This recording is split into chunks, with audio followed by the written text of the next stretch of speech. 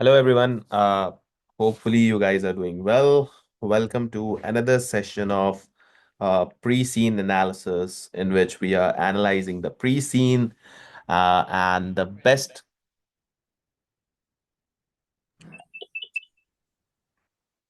Yeah, the best and the important thing that I wanted to announce is that I have released the mock as well, right? So, any one of you guys, if you're enrolled on our LMS, like Strategic Business Leadership LMS, then you must be knowing that you have got the requirements that what we expect can come around.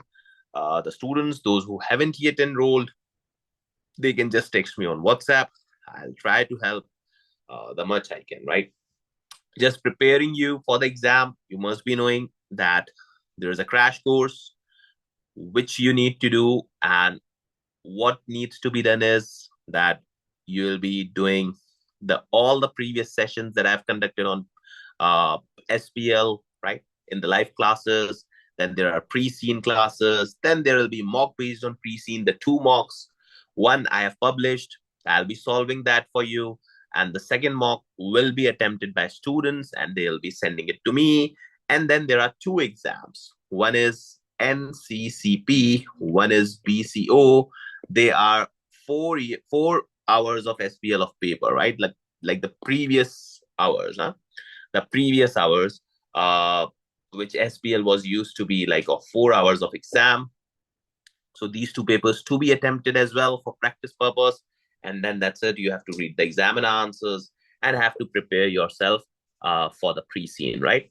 So these are the preparatory elements I'll be saying for pre-scene, and you must be doing it before attempting the exam, right? So far, if you aren't remembering, so you must be knowing we have covered two sessions in which we have covered these things, right? Like overview of the charitable sector, legal positions, regulations, subsector, income, expenditure, right? Now we are left with challenges which we need to do.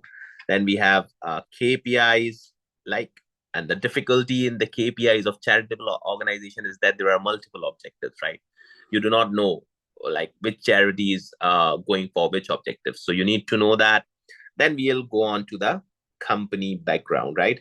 Then we'll go on to company background, that what exactly it is going to be, a company background, that what exactly it is going to be. So I believe an interesting sector that this time have been tested and for which we do not have that much questions available. Therefore, I've designed that crash course in such a manner that what you have to do, you have to just do the pre-scene, then the mocks, then the previous questions based on this, and that's it. Wrap it up. Your SPL's done, right? So just a brief revision. Like our company's name is Historic Places, for which we do not know anything yet. We have read the industry's elements. Air Asia, right? Historical sites. We are here to preserve the historical sites. Then welfare of the society, legal position is something which is going to be a good one, and which drives that there is going to be agency relationship being tested, right? Then significant stakeholders, in which trustees, management, volunteers, employees, donors, these all were the I must be saying our significant stakeholders, right? Then we have charities income, how it's going to be generating income. See, guys, I've told you in the previous classes as well that it is not mandatory that a charitable organization would not be making money, right?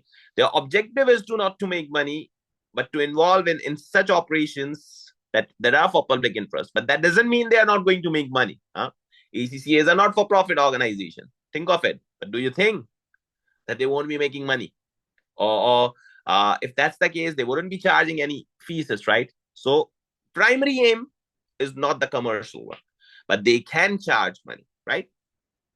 And there could be a scenario-based question in the exam that your main focus was to serve people, but your main focus is diverting. Now, this is one of the questions that I've included in my mock as well. that your main question is being diverted, or your main aim is diverted from not-for-profit to commercial sector. So that's a kind of a risk for you guys as well, that you're not focusing on your aims. You're not focusing on your aims, right? So yeah, now heritage, charities, and challenges. What's that?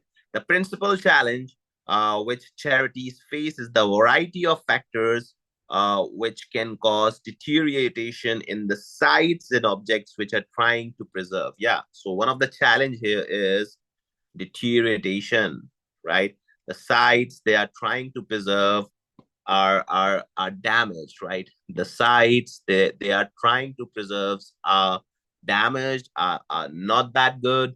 There can be problems in that as well, right? So these include the passage of time and natural conditions such as high humidity. Yeah, this is one of the problem, right? If the people numbers are high, you must be noting it down, that if there is high volume visiting, if there is high volume visiting, right, then deterioration would be high, guys. Deterioration would be high. And if that deterioration is high, right, if that deterioration is high, that means your preservance cost would be high, right? You have to preserve those public interests. Now think of it, if you're not preserving that, your objective is sacrificing. You were supposed to preserve these buildings, right? And if there's of high humidity and you are not preserving those, so that means you are not adequately performing your roles. That means you are not adequately performing your roles, right? Then pollution and violent weather conditions. Yeah, another thing is, one thing was high humidity. Apologies for my bad writing. High humidity. And the other one is weather, right? If the weather is not good, how would you preserve? If the weather is not good, how would you preserve? Now that's the problem as well, right? Then pollution and violent weather conditions caused by climate change can accelerate deterioration. And since you are preserving the old buildings, which are not that much good, which are not that much well controlled or made in a well manner, so these tough weather conditions could damage. Guys, the highlighter points should be remembered. I've told you previously, highlighted points should be remembered. This is the reason that I'm writing so much things here, that this annotated notes would be shared with you so that you guys have enough idea, right? Similarly, larger charities are also dependent on recruiting sufficient volunteers, right? Now, if you're a charity, so you need volunteers. If you're a charity, so you need volunteers, right? So if you are a charity, you need volunteers. And if you need volunteers, that's the people interest. Now in today's world, I don't know how many of the people, or how many of would be able to work for charity, right? At my teenage, when I was a teenager, I believe I worked for many charities. I've worked for noble causes. But the day I started growing up, I went to do the qualifications, and I did all my matters. So the interest on that have been compromised, right? The interest on that have been compromised. So that means I don't know, right? I don't know that would I be able to do those charities again and again. So recruiting, now think of the charitable aspect, like recruiting uh, people regularly, being a larger charity. Is it a good sign, or would this be easy or not? So no, not gonna be easy. Then volunteers are unpaid, the saving charity's salary cost, but their hours and attendance may not be regular, and they may decide to stop volunteering. Now this is a problem, right? This is the risk of every charity. This is the risk of every charity. What's the risk? This is the risk of every charity. Like there's a shortage of volunteers because you are not paying anything. You are not asking them to commit. No commitment. If there is no commitment, now these all are the points. They could ask you the strategy of getting volunteers engaged. Yeah, all of a sudden I got a requirement, guys. Thanks to you guys. All of a sudden. that one of the requirement could be how to increase volunteers, right? How to increase volunteers. Now you have to think that being your charitable organization, how are you going to be increasing volunteers? Huh? How are you going to be increasing volunteers? You're going to tell that, please tell me, right? Then charities face the challenge that non-heritage are also seeking donations. Potential donors are likely to receive communications from many charities. Charities which are in the news particular times may raise considerable sums of money. So these all are the challenges. Now think of it. You don't know about the company, but you are pretty much aware for this industry, right? You are pretty much aware for this industry. Like you need to get the donations, you need to attract your potential donors, you need to be in headlines, in news. If you are not in news, you won't be getting money. And if you are a Pakistani, you must be remembering that there are many charitable organizations. I won't be naming anyone, but you must be knowing that those who attract people by making themselves or marking themselves on TV so that you guys can donate that. So think of it now, being a charitable organization, how important this is to be in the news, because you're going to be attracting people then. Because if you are not in news, no one's going to be donating you. No one even going to be knowing you guys. So you need to be in news. Huh? You need to be in news in order to get money. You need to be in news in order to get money, right? So there are challenges. And in charities, I must be say, there's a competition, right? And sometimes the celebrity also works here, right? If in your charity, if there's any celebrity, so that's gonna attract the key donations as well, right? So, but this may mean that donors gives less to other charities which they normally support. So you need to be in a complicated manner, in a high news manner, so that you can attract charities, right? So at present, there's a recession in Asia, and as a result, many charities have seen fall in donation. And yes, your country's position also determined, right? Your country's economic position, right? And employment income, or income of people, huh?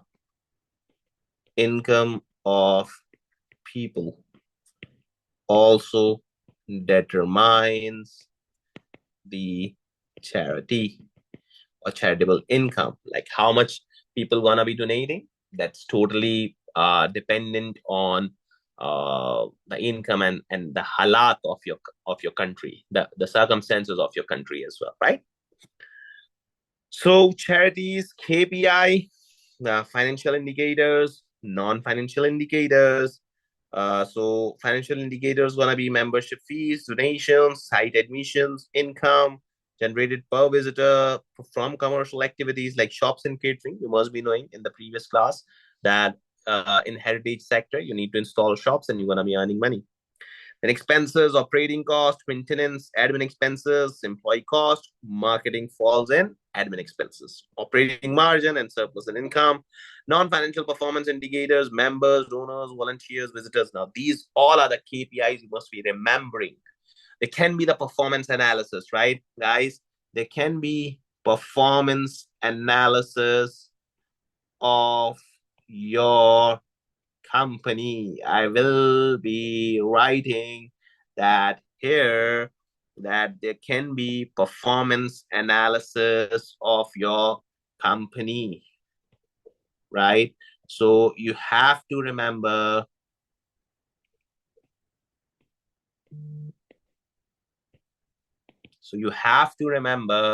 performance analysis of your company. So you have to remember the KPIs, no matter whether they are financial KPIs or non-financial KPIs. Doesn't matter. So guys, that means you have to read, or you have to remember. I'll be highlighting it with a good bold, these KPIs, because they could be asked, right? You have to remember these KPIs because they could be asked. So education and development, right? Educational visits to sites, training days, trainees employed, the number of hours spent on conversation, objects worked, maintenance project completed. I'm not saying to remember every KPI, but the thing is that maximum of the KPIs should be remembered so that you can analyze it. And this page would be available. But the thing is that I've explained it so much well that if you have seen these classes, you must be remembering these things, right? And you have just gone through these pages, right, guys? So here now I believe that we have done the industry part, right? We have done the industry part. Any questions still here? I am here to take. Please ask. Any questions still here? I am here to take. We have completed till here, and we have to look forward to this. Before going to there, if there are any questions, please ask. I'm seeing the WhatsApp. You can either choose up the Zoom chat or you can either WhatsApp me. I'm here for your query.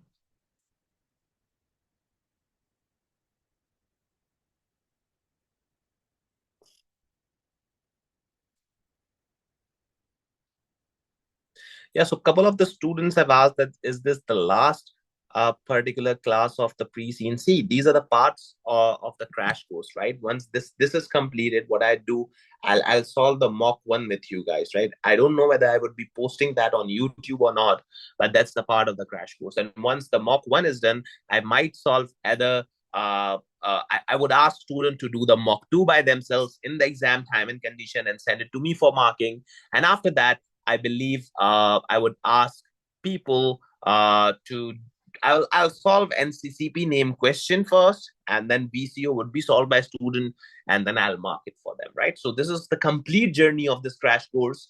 The thing is that I don't know how many classes would be posted on YouTube, but the thing is that students have to do that in order to succeed, right? See, charitable organizations have the limited set of preparations, right? So you have to work it accordingly, right? So there would be many classes more. For YouTube, this might be the last class or the second last one, but on the crash course, there's going to be more classes. Now, historic places. So background is Historic Places operates in heritage charity sector and was founded 120 years ago. Guys, this is the bloody old company, right? HP is a large charity which looks after around 350 sites over 300 years old. Many of the sites are castles or museum. So it's a large charity, looks around 350 sites, 300 years old, and we have castles and museums. It does not look after any sites with religious connections. So we are not preserving the sites that have religious connections, that have a separate audience of visits, right? This particular business have a separate audience, right? But we are not going to preserve that. We are not going to preserve that. We are preserving the other sites, right? HP is company limited by guarantee. So are limited by guarantee. Senior management and most admin staff are based at head office in AirAsia's capital city. So the good thing is that we have the head office. The good thing is that this charity has the head office. Then mission and values. The mission and values are that permanently protects and preserves sites entrusted to it and promotes interest and access to them. So they have an aim, right? This is the value, that the reason that they are working, that making sure that everyone can access this preserved sites, right? Everyone can access this preserved site, right? Now, the value which HP promotes are historical truth, accessibility, enjoyment, involvement, transparency, inclusivity, diversity, social, environmental responsibility, and stewardship, right? So that means that this is their aims and objectives, right? Now, this is the way or the reason that these historical places are working. They need to give people historical truth. They need to give accessibility. They need to give enjoyment. They need to give involvement. They need to give transparency, inclusivity, diversity, social and environmental responsibility, and as well as stewardship, kind of a responsible as well, that they are the stewards of public interest. They are the responsibles for public interest. Stewards mean protectors, right? Protectors of the historical sites, huh? Protectors of the historical sites. Now, just reading out these, I remembered that last year I went to Thailand, right? You must be knowing about, or you should be knowing about different countries' culture. This is the reason that I explore different countries. And on Thailand, I particularly observed one destination that was an historical, and I usually am not that much interested, but the way that was made, it automatically creates the interest of a people. I'm not a guy like that's history, right? I'm not like that person, but that attracted me. Now you should be searching. Why I'm referring this here, that that particular area was maintained by the Thailand's government, so which kind of an acting kind of in historic places like this company. Now you should be searching the Century of Truth, right? This is a place in Thailand, I believe, in Pattaya. So what this place was, it was, why I'm giving this example, because this would give you that how these companies operate, right? This is the reason that I'm conducting these classes, so you could be more familiar with these companies, huh? Or this industry. So the Century of Truth is basically a place where they give that what's the truth of life, right? This is the reason of placing or visiting these places, right? So the truth of life is identified in this place. Now what have they have done? See, it's an historical place. The reason I'm giving you an example of it is an historic place, and in historic place, you must be knowing that you need preservation, you need good controls, you need good people there, and many of the people, I remember many of the people there have been working in a different languages. Now, what's that mean, sir?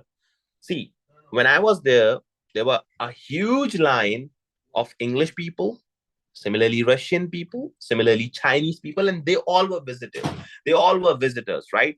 So what I realized is that many of the people were of different languages. So what the management of this particular historic place did is they hired a team of different languages. So they allotted times. Like if you want to understand this museum, or this, if you want to go around this particular Century of Truth in English, you have to be in that time. So there is a explanator here who speaks English, and everyone who understands English can go with them and understand this particular place. Similarly, if you're Russian, so the Russian's time of exploring is that. The Russian one could go to the English one, right? But if you want to understand in your native language, you have to be at that time.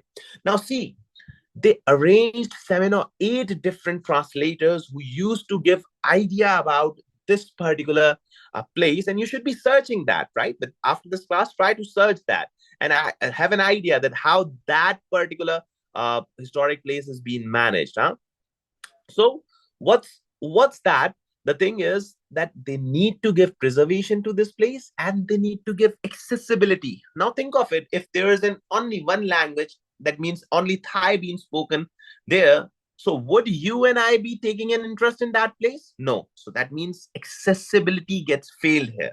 So in order to create the accessibility, they arrange the translators, so everyone could understand, although that place is a boring one, I believe, and not that much interested, right? But the area that they did and the efforts that they put, people like me took an interest in a while, right? So therefore, giving that value, so that these are the precautions that these companies have to take in order to carry out interest, right? In order to carry out interest in the historic places. And although your company's name is historic places, so that's separately a great idea of that, right? Now, governance, it's a two-tier governance structure, right? Remembering the two-tier governance structure, guys, we have covered this in theory section. Guys, we have covered this in theory section. Now, what's two-tier governance? It's simply, I must be saying, it's simply one board and there's a top-level other board. One board gonna be giving plans and directions, and the other board needs to be approving. So two-tier, the both of the words needs to boards needs to work unanimously so that they can go around and do the work, right? So with board of trustees and board of EDs, so there are BOD and BOT, right? BOD and BOT. The board of trustees is responsible for overall control and management of HP and for developing its strategies in consultation with the board of EDs, right? So EDs are there, then board of trustees are there as well, right? Now, the board of trustees has audit, nomination, and remuneration committee. So kind of a financial structure being given. Student can make resemblance here, right? The board of trustees has 9 members. Guys, remember it. This is a key term. 9 members. These are the committees that they have. The chair. The chair is appointed by the trustees and does not have fixed term of office, right? HP's member do not vote to the appointment of chair. So chair is appointed by the trustees, right? The funders, the runners of the charity, they are going to appoint the chair. Okay. Then we have nominated trustees. Now, 5 trustees are nominated by HP's nomination committee, right? The appointment is subject to confirmation vote by HP's member. So trustees are going to be nominated by nomination committee, right? Now, this committee gives a vital role for appointment of trustees. This plays a vital role for appointment of trustees, right? Usually, when a profit-making sector has a charitable organization, so sector is going to be using the key people of that profit sector being the trustees of the not-for-profit sector. But here they have given you that nominated trustees are going to be the trustees are going to be elected by nomination committee, a kind of a formal way, I must be saying, a formal way of selecting. It's a good way of selecting. The appointment is subject to confirmation vote by HP's member. So appointment is subject to the confirmation, right, by HP's member. If they are confirmed in office by the vote, then they serve for 3 years and can seek the reappointment. So similar thing I must be writing here. Similar thing, kind of profit sector. Similar thing, kind of profit sector. You must be knowing that how the EDs are selected. So it's kind of a similar, so I won't be taking that much time. Member elected trustees, 3 trustees are elected by members. Oh, so there are 9 members in which 1 is chair, 5 are being the nomination committee, and then 3 are going to be by the members. So members have also the power, right? Members have also the power. At AGM, trustees elected by the members also serve for 3 years and can seek re-election. So a good board governance structure, right? A good board governance structure, right? Now, the board of trustees is supported by a board of EDs. Okay, so trustees at the top, 9 trustees selected. 1 is the chair, 5 are the nomination committee being selected, and 3 other members selected. Now, the EDs are appointed by the board of trustees. Now, all these 9 then decide the EDs, right? all these nine, then now this is the governance structure of charitable organization, guys. This is not the balance between ED and ED, just like you're gonna be commenting on profit sector. It's kind of an you need to give a brief eye on your company here. See, you have gone through the industry, so you need to have a great idea of your company, right? So it is that of the nomination committee, HP's members do not vote on the appointment of EDs, right? The executive board is responsible for the day-to-day management. Now, they are the one who's going to be making the strategy successful. The board of governors going to be deciding, the board of trustees going to be deciding the strategies, and the ED is going to be making those strategies operational or completed, right? Now, the executive board is headed by chief executive officer, and the remuneration of executive board members, including chief executive, is determined by remuneration committee. So these guys are paid, right?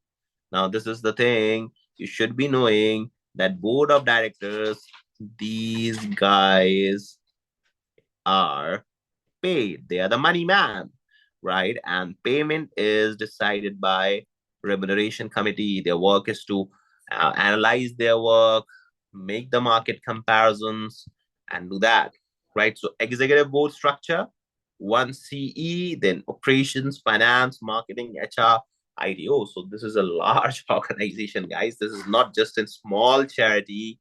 This is a large organization, right?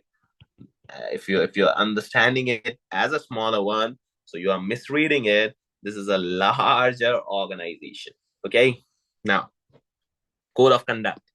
So has a code of conduct which trustees, EDs, other paid employees, and volunteers are expected to follow. So rules, I must be saying, huh? Rules, I must be saying. This includes core principles relating to professional behavior, commitment, and decisions made by boards, confidentiality and conflicts, acquisitions. So now the places that they are acquiring, this also matter, right? The places that these are acquiring, this also matters here. So HP acquires building and other sites as gifts from previous owners or by purchasing. Oh, so they're gonna be getting gifts as well. Right now, why? If they're getting gifts, that means no money invested. And since it's an historical site, so it's going to be a money generator. You haven't invested that much, but that's going to be a money generator, right? Now, HP will only acquire sites which are of national importance and are under threat of destruction or deterioration over time, right? So we have a policy that we only acquire, we have a policy that we only acquire those sites, right? We only acquire those sites which are of national importance and are going to be vanished, right?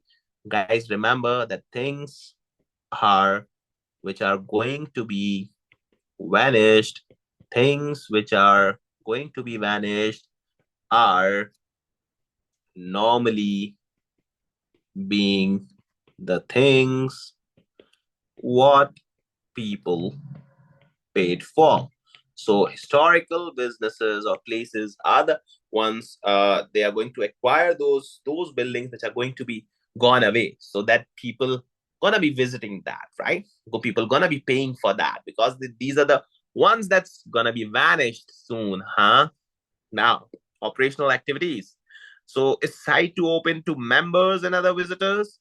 An admission charge is payable by non-members. So admission charge is going to be made by non-members as well. In fact, I'm on a tour of mine. So here I've met those people, those who have those museums subscription on their cards, right? Or on their job card, right? So what's that? That the historical sites management have assigned their members by going to the employers and giving those employees a chance to visit those sites by paying a minimum subscription, and the subscription is not paid by the employee, it's paid by employers, right? So it's again a revenue generation stream and kind of making non-members accessible by getting the incomes from the employers, right? So these companies, you could be asked of a new project. So this could be a project to attract those employers who have many employees and give them a discounted price to just give their employees an employment benefit. Ask them to give their employees an employment benefits, and your business could be growing, and employee would be motivated for them. I hope you are understanding the scenarios that I'm creating, right? This is for you guys, right? I'm creating the scenarios so that you must have an idea that how exactly this thing's gonna be working. Now, the amount charged varies between sites depending on what can be seen. How often sites are also open varies. Site must sometimes be closed for a period of maintenance, opening times, and depending on their staffing levels. Obviously, no one want to be closing their uh, revenue generation, so they might be minimizing this time of closing. They might be minimizing this time of closing. Then HP aims to enhance the experience of visitors to its sites by providing to give tours and answer questions. Yeah, right. Think of my experience, right? My idea of getting the translators. If there is high crowd, bring on the translators of every language that you think that there's a crowd of, right? Like Chinese, Hindi, every language that you think there's a crowd of, right? So it also aims to stimulate interest by, for example, encouraging children to spot features or objects to be kept there. Education objective is focused on hosting visits of the groups of school children, explaining them significance of what they are visiting, right? So there are schools on board as well. There are, I don't know the numbers, but I believe there are schools on board as well to educate children about past. Educate children about past. Okay. So sites are also offer special events, including performances about the site's history and aim children and families. Every site has a shop. What is stocked there? It's written on the shop. Every site also have catering facilities where visitors can sit down and eat. Smaller sites already provide snacks. Larger sites offer full meals. So HP's best known sites include Malloc. Oh, this is something important. So I'll be doing this. Malloc, Gene, Birmingham, Storewater, Through Worth, right? So these are the most popular sites, and I must be saying that most visited as well. And the last one that I would be saying that most revenue generators. These are the sites that you should be remembering. And I don't know how you have got them, either by gift or by purchase. I don't know, but these are the ones that runs your charity.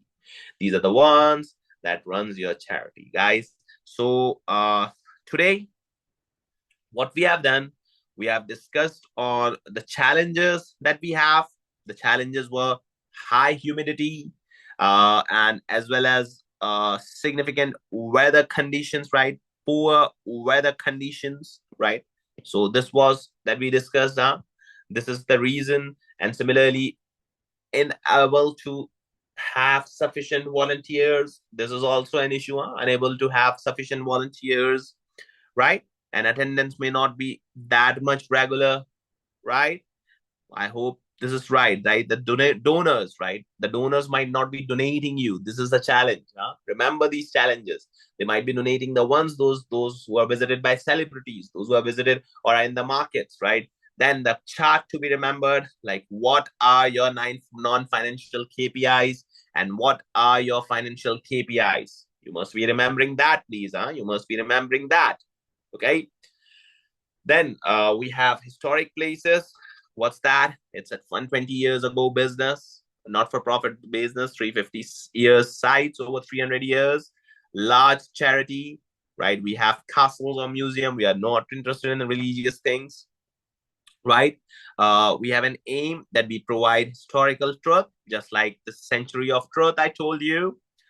Accessibility, enjoyment, involvement, and all that. The governance is good. Two-tier boards. One is the board of trustee, one being the chair, five being the nomination committee from arriving from nomination committee, and three being the members, those the trustees that are driven by members. Then there's a trustee board. Then there comes the ED board. The trustee board design the strategies. The ED board do the operational things, right? Like day-to-day management, kind of a supervisory board as well, right?